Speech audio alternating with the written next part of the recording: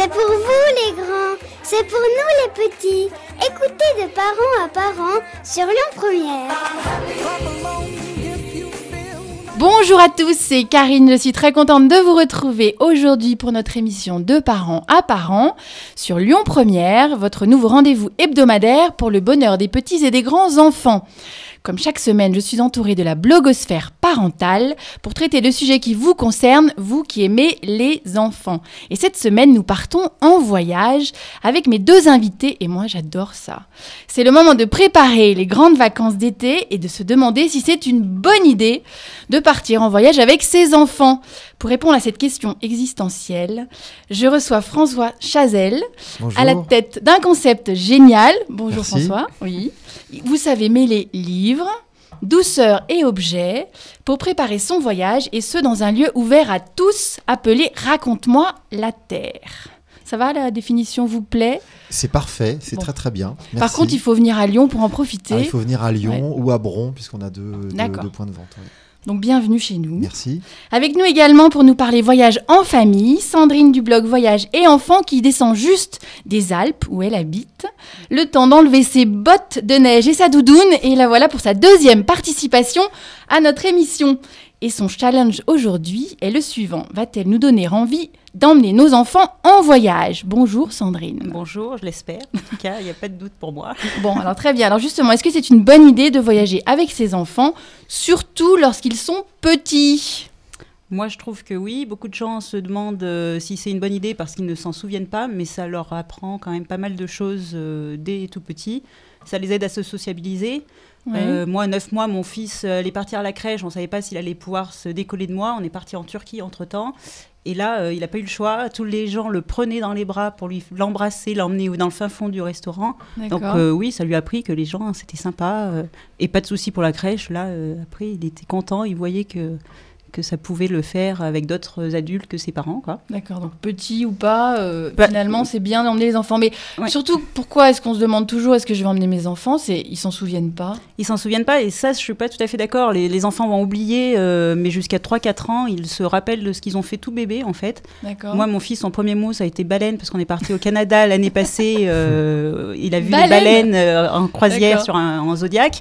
Et quand vous lui en parlez maintenant, il vous fait toujours le geste de la baleine qui plonge et qui fait pshht et tout ça. Ça l'a marqué et il s'en rappelle, quoi. Donc, d'accord, donc pas mal. Pas mal, ouais. Et peut-être que même si les souvenirs s'estompent, moi je reste persuadé que ça reste un petit peu dans l'inconscient et que ça peut leur donner le goût des voyages. Et au-delà de ce que vous disiez, moi ce que je trouve intéressant dans le fait de partir en voyage, même si effectivement, surtout quand les enfants sont petits, mais même quand ils sont plus grands, c'est aussi une aventure en famille en fait. Oui. C'est une façon d'être ensemble, en famille, différemment du quotidien. Et donc, au-delà même du voyage, je trouve que ça, c'est aussi une raison de partir en voyage avec ses enfants. C'est pas mal aussi pour découvrir ses enfants, je pense. Mais c'est une façon c'est une façon d'être ensemble, de vivre ensemble différemment, de passer plus de temps avec ses enfants que peut-être on en passe quand ils sont à l'école, à la crèche, que nous-mêmes on travaille, etc. Et donc, je trouve que c'est une belle façon. Quand nous on est partis en voyage, c'était aussi pour ça. Oui. C'était pour vivre une histoire forte ensemble. D'accord. Très bien, donc petit ou pas, on emmène ses enfants, il n'y a pas de problème. Il n'y a pas de problème. Et vous avez créé un blog et vous recensez pas mal de témoignages et des astuces aussi, grâce à vos expériences et celles d'autres parents. De qui vous avez envie de nous parler aujourd'hui ? Est-ce qu'il y a une famille en particulier qui retient votre attention ? Non, peut-être pas une, il y en a plein. Oui, il y en a plein parce que j'ai vraiment beaucoup de témoignages. Hein. Je crois qu'on en est à 60 interviews, quelque chose comme ça. Donc, d'accord, pas mal. Avec des mamans qui reviennent, là on est rentré des vacances de février, j'ai déjà des mamans qui sont parties en Irlande pendant les vacances de février. J'en ai d'autres qui me parlent de voyages plus lointains en Namibie. Par exemple, une maman qui a un blog, Rachel du potin des Globetrotters, oui, d'accord. Qui parle de ses voyages. Vraiment, pas mal de mamans témoignent sur le site pour pouvoir partager toutes leurs expériences. Comme je disais, pour quand on est bébé, de savoir si on trouve des couches, des choses comme ça. Et quand on est plus grand, les petites destinations qui sont sympas, même si on retombe toujours dans les zoos, les choses comme ça, mais des adresses un peu plus particulières qu'elles ont testées en famille. Oui. D'accord. Et vous, en François Chazelle, donc vous avez voyagé avec votre famille. Oui. Ils avaient quel âge quand ils ont... Ils avaient 9 et 10 ans. Donc ils étaient en CM1 et CM2. à l'époque. D'accord. Et on est parti 6 mois voyager, faire ce qu'on appelle un tour du monde. Ah oui, donc ça, c'est un bien grand mot. Mais ça, c'est un grand voyage. C'était un grand voyage, voilà, c'était un grand voyage. C'est pas le temps de vacances, finalement, c'est plus que les vacances. Ah bah c'est plus que les vacances, puisqu'on a chacun arrêté de travailler pendant 6 mois. On a, a déscolarisé nos enfants, donc on leur a fait l'école nous-mêmes pendant les 6 mois. D'accord. Et vous n'avez pas sorti un livre par hasard qui raconte voilà, donc j'ai... pas qui raconte cette histoire, voilà, qui donne des j'ai pas eu envie de raconter notre voyage, parce que c'est personnel, et puis, mais par contre, j'ai eu envie de faire un guide pratique pour justement donner tout un tas de conseils aux familles qui ont envie de partir sur un long voyage. Comment est-ce qu'on prépare ce voyage-là? Comment est-ce que ça se passe? Donc l'école, la santé, la nourriture, l'hébergement, les visas, etc. D'accord. etc. Et ce livre, il s'appelle... Et donc, ça s'appelle Voyager autour du monde en famille, c'est possible. D'accord. Et on peut le retrouver... Alors, on peut le trouver dans mes librairies, mais aussi partout en France sur Internet, sur le site de Raconte-moi la Terre. Il est toujours en première page parce qu'il se vend bien. Oui. Et voilà.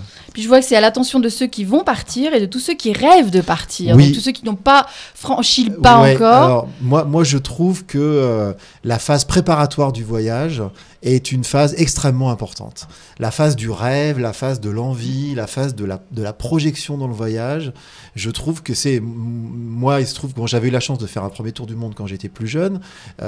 J'en ai fait donc un second là. On y a pensé pendant des années et des années, en fait. Ah oui.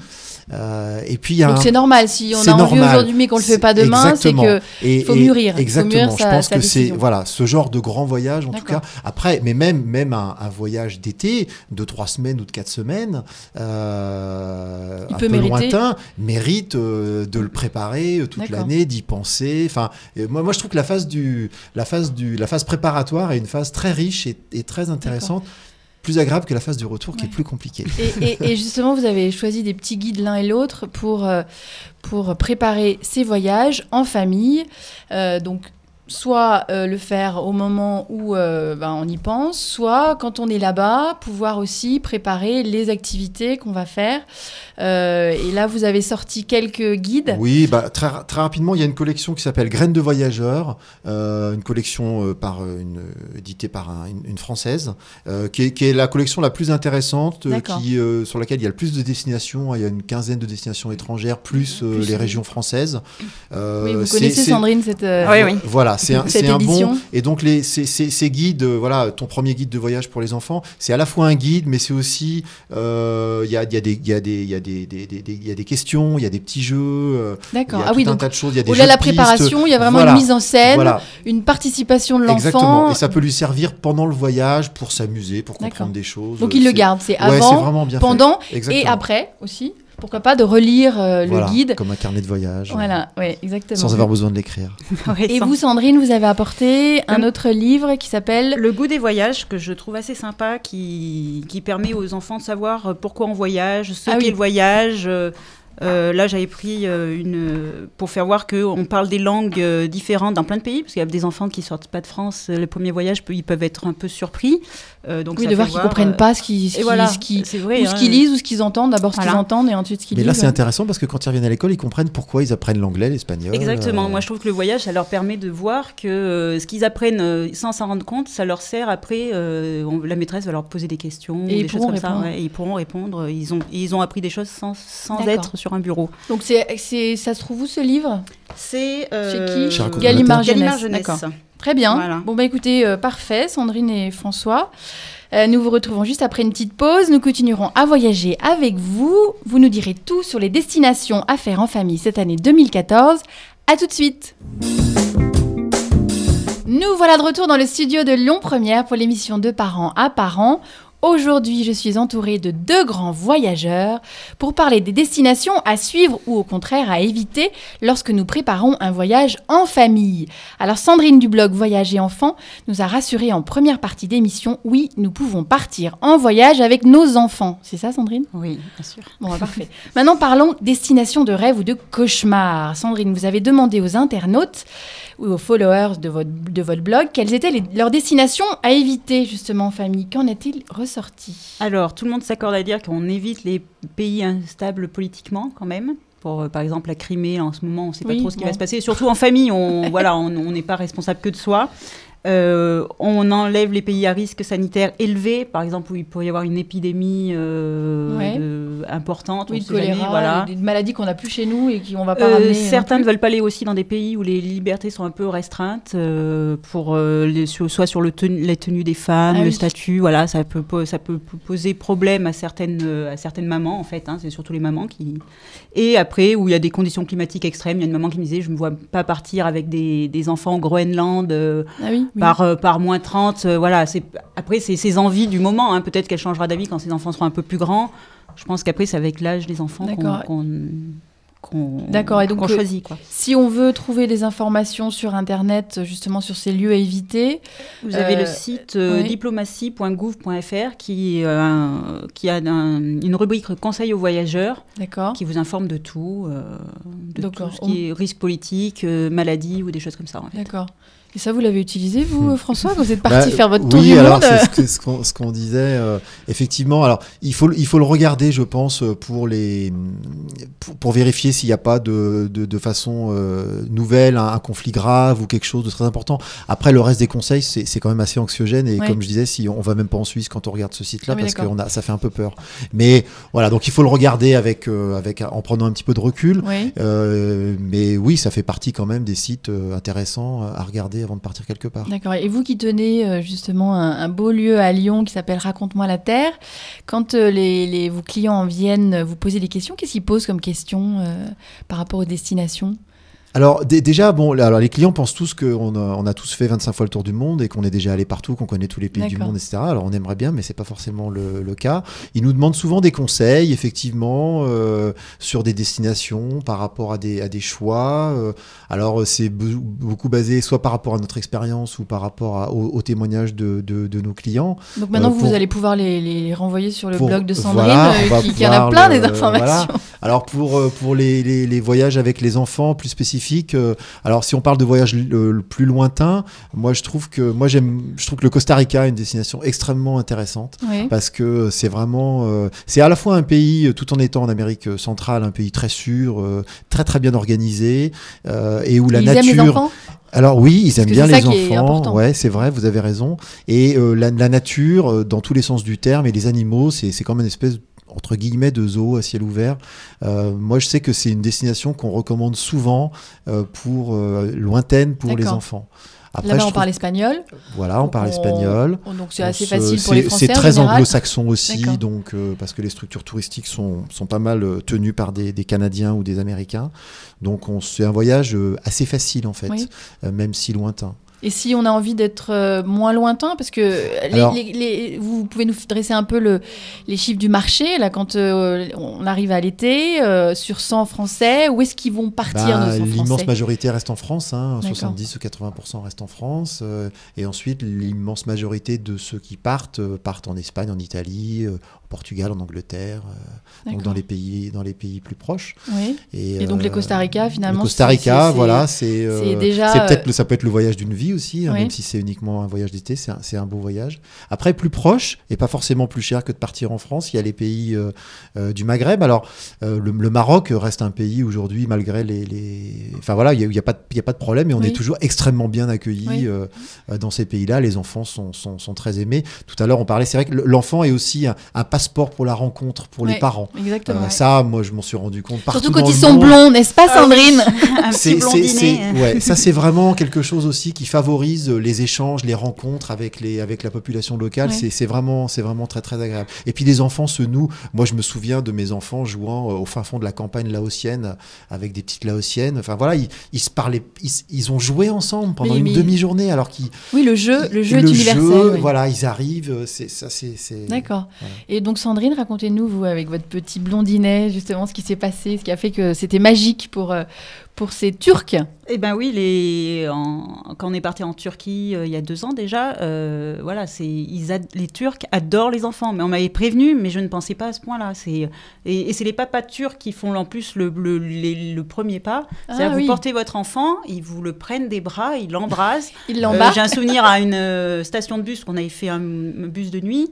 Ils l'ont pris, il a fait le tour de tous les chauffeurs de bus. En plus, comme il était un blondinet, en plus, il n'a pas beaucoup de cheveux quand il avait 9 mois.